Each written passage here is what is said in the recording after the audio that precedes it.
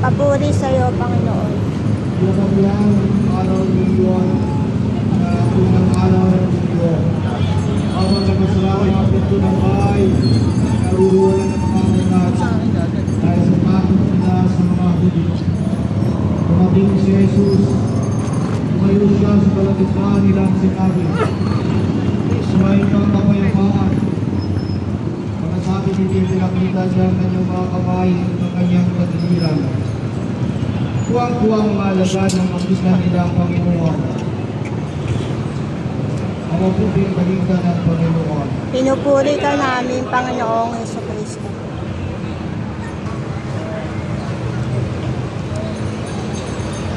Panalangin para sa kapayapaan. Panginoon, gawin mo kaming daan ng iyong kapayapaan upang kung saan may alitan, magtarin kami ng pagmamahal. Kung saan may kapinsanaan ng pagpapatawad.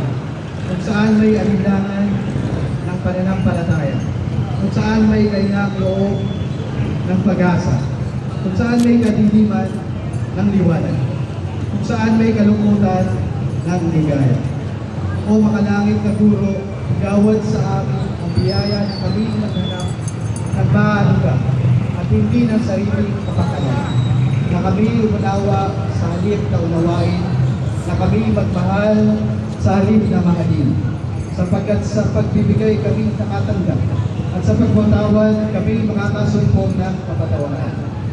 At sa pagkamatay sa rin kami sila sa buhay na walang hanggan. Amen.